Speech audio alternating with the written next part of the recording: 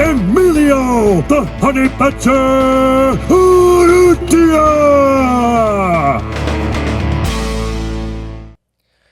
Yo, ladies and gentlemen, welcome to another episode of the Honey Badger Hour podcast. It's your boy, the Badger, and we are back. UFC 312 is in the books, guys. We are here to break it down. Better late than never. Driccus Du Plessis defeats Sean Strictland via unanimous decision, okay? Outworks him, outpaces him, out-hustles him for 5 rounds, busts him up pretty bad, busts up his lip, breaks his nose, okay?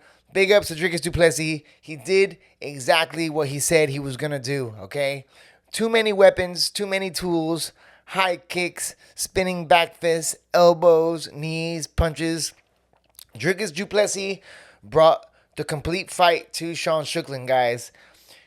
A few people were a little bit criticizing Sean Strictland after the fight because they say, like, oh, he's all talk, you know?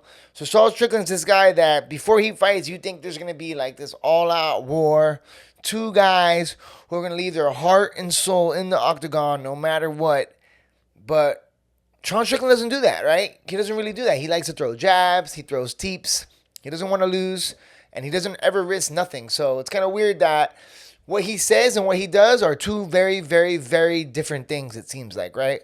Because Sean Strictland, from the way he talks, it just goes to show you guys, anybody can talk and say what they want. But then when they get in there and the lights are bright and everybody's watching you, how you going to react, you know?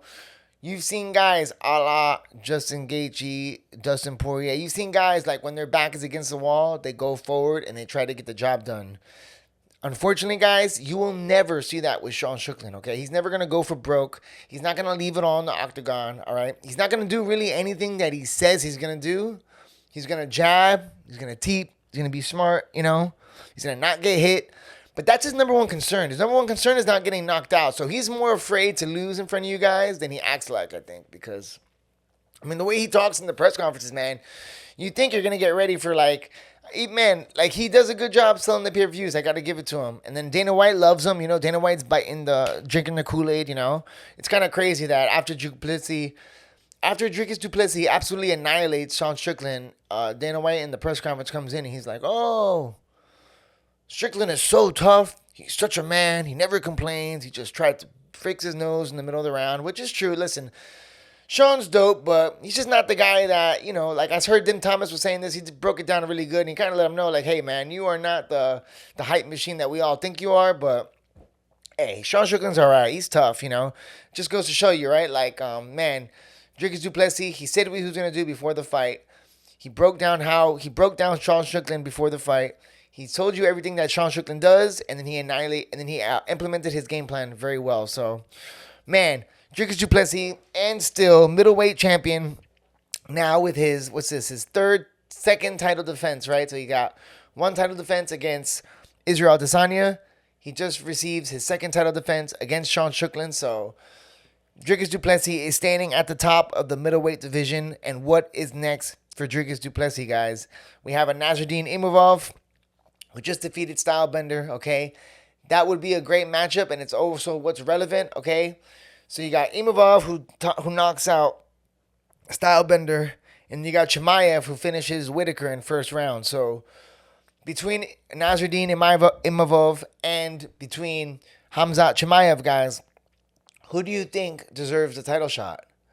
Do you think that Chimaev, after defeating Robert Whitaker in the first round, should get the next title shot? Or do you guys think that Nasruddin Imavov, after stopping Israel Adesanya, gets a title shot? It's a tough call. You got 2 guys at the top right now. You got Dagestan and Chechen waiting for you. So it's a long road ahead for Driccus Du Plessis, okay? You got a Dagestan beast waiting for you, and you got a Chechen beast waiting for you. But listen, let me tell you something, guys. I am feeling my boy. I am feeling the man, DDP, okay? DDP out here is doing work, guys. He is funny as hell, okay? They ask, and like, yo, let me tell you something, bro. What I like about DDP is, like, he just seems like a real man's man. You know, this guy is no BS. He does not lie. He does not, like, And he kind of puts his ego aside. He kind of talks very matter-of-factly. So, and the man can dance. I don't know if you guys seen Du Plessis on the South Africa show for Got Talent or whatever, but this guy was singing with the mask on and stuff like this. He can dance. So, super talented guy. And the thing about Du Plessis is, guys, he is just so damn tough. This guy is durable as hell. He can take a shot. All right. And he has not lost in a very long time. This guy is undefeated in the UFC, guys. He's been in the UFC since like 2019, 2018. So, man, Du Plessis, super, super impressive in his run right now. Okay. Submits Israel Adesanya. And listen, Sean Strickland's a hard guy to finish, right? Who have we seen finish Sean Strickland? Besides Alex Pereira, right? Just goes to show you, man, how good is Alex Pereira, guys? Alex Pereira absolutely ran through Sean Strickland. Oh, yeah, that's another one, right? Alex Pereira was in the corner, so that could be a potential fight for Alex Pereira.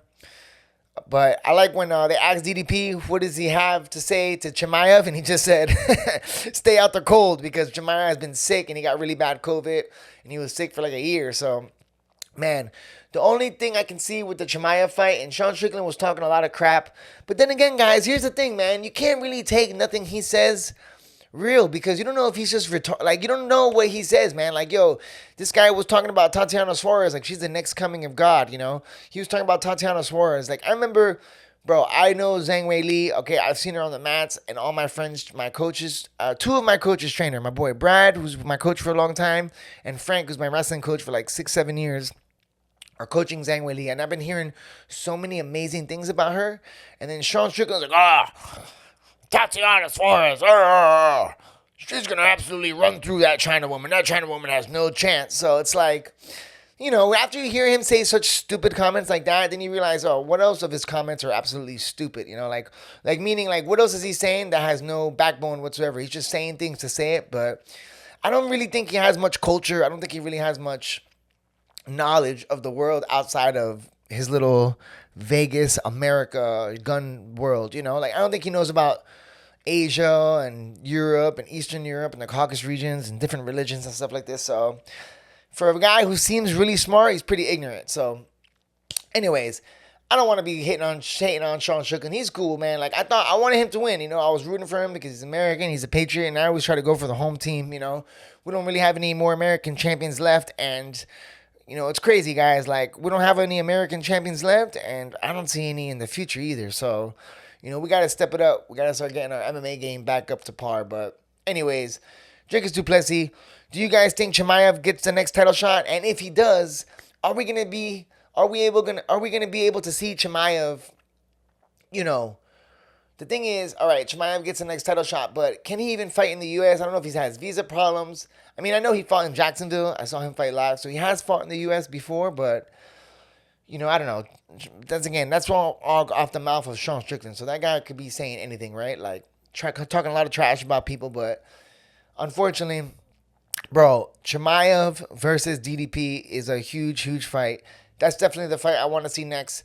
Unfortunately for Nasruddin Imavov, I don't know what he does because he just knocks out Izzy. But then if Chimaev fights DDP next, he's going to have to be on backup. You know, I would definitely be a backup fighter. Maybe start training because Chimaev is very hit or miss, you know. He's a little bit of a wild card. That's the thing with Chimaev. Can you put that guy in a main event without absolutely ruining the card? Because he always gets hurt and he's always injured and there's always some issues with Chimaev. So maybe you put Nasruddin Imavov on as the backup fighter, and then you have DDP get ready for Chimaev. That's the fight to make. That's a huge fight. Chimaev, who's absolutely been running through everybody in the UFC, but has looked human. He looked human against Gilbert Burns, and he looked human against Kamaru Usman. And Kamaru Usman was a 170-pounder. So Kamaru Usman, a natural welterweight, took the fight on short notice, and he got Chimaev a little bit tighter and a little bit witted. So I'm super excited for that fight. The middleweight division is coming back roaring right now, okay? A lot of big fights to make at middleweight. What is next for Izzy? You guys want to see an Izzy versus Sean Strickland rematch? Okay, that's a great fight, okay? Then we got Nasruddin versus Strickland, but I think Strickland already beat him once. So a lot of good fights in the middleweight division. A lot of great things to see, guys. So I'm excited for that. What do you guys think before? What do you guys think? What about Islam Makhachev? Islam Makhachev does not want to fight Bilal Muhammad. So, what is next for Driccus Du Plessis? Do you guys want to see a Khamzat Chimaev take on Du Plessis? Do you guys want to see a Nasruddin Imavov take on Du Plessis? Or do you guys want to see an Islam Makhachev take on Du Plessis? That would be kind of interesting just to see Islam jump up 2 weight classes. I mean, listen, Islam walks around he says he walks around like 183, 185. So to fight Du Plessis, you'd probably want to put on like an extra 10 pounds, get a little bit heavier, and probably fight at his natural weight. It would be great to see a natural Imagine Du Plessis taking on Islam and Islam winning the title, or like out. I don't know, man. Like Du Plessis is a big boy. So, and then we got Alex Pereira. So a lot of options for Du Plessis. Everybody talks about how he's so ugly and he's so unorthodox, but he's beating everybody. Nobody has an answer for him. Pereira was in the corner of Sean Strictland, and he does not like Du Plessis. So that's also a potential matchup that we'd like to see. Maybe Du Plessis if Du Plessis wins another 1 or 2 fights at middleweight, maybe he can go up and fight Alex Pereira. So a lot of great matchups to make in the UFC division right now, especially at middleweight, guys. What do you guys think is next for Du Plessis? And what did you guys think of the main event? Did Sean Strickland's nose and staff, Sean Strickland looked like he had a big staff, but man, Du Plessis kind of called him out. Somebody was saying that like, yo, Sean Strickland came out with the tank top cut off sleeve. This is what they were saying, right? They're like, yo, he was showing everybody his staff's already making excuses for his loss. So what do you guys think about that? I forgot where I heard that, but that was pretty slick. I was like, ooh. Because, yo, if you got staff, right, wouldn't you want to hide it? But he came out with a cut off sleeve shirt so everybody could see his staff. When if you're really trying to hide it, you'd probably wear a long sleeve, if you want to disclose an injury. So Sean Strickland playing a little bit. Bilal Muhammad said that. Oh, my gosh, guys. Bilal Muhammad is becoming one of my new favorite fighters, okay, representing Palestine. You already know how I feel about that. Free Palestine, all right? And Bilal was like, Strickland, he was like, I like bad guy Bilal, guys. I'm not going to front. Bad guy Bilal is a cool character that I'm really enjoying. But anyways, guys, been yapping on long enough. Let me know in the comment section, what do you think below? Do you guys want to see I would love to see bro, there's so many good fights for Du Plessis right now at middleweight. Okay, Du Plessis, Alex Pereira, super grudge match, but Alex Pereira going down. I don't like Alex Pereira going back down to middleweight because I don't like those big weight cuts. However, Du Plessis is not a big power puncher. He doesn't really take guys out with like one shot KO power, so it might be a safer fight for Pereira, but Pereira better watch out because that guy can grapple. He can grapple and he doesn't get tired. So it'll be a tough fight. Khamzat Chimaev seems like the next option, but we got to see if Khamzat can keep his priorities in place, his visa and his injuries in check. But it seems like since he's had a kid, he seems like a new man, And then Sean Strickland, guys, what's next for Sean Strickland? The only thing I would have liked to see with Sean Strickland winning is that, I would like to see Bilal go up and fight. I want to see a Bilal Muhammad, Sean Strickland fight. I want to see a Sean Strickland, and who else? Who are we saying? Sean Strickland, Izzy, Sean Strickland, Bilal Muhammad. So a lot of good fights for Sean Strickland and Du Plessis. Du Plessis got Khamzat next. He's got Imavov next. And he can also opt out to fighting Islam, Bilal. So there's a lot of options, a lot of good fights coming up in the future. We got a big year of MMA, guys. Anyways, a little bit late, but this is our final breakdown for Israel Adesanya. Our final breakdown of Driccus Du Plessis defeating Sean Strickland. Let me know who you guys think Du Plessis should fight next. Honey Badger Hour. We are out.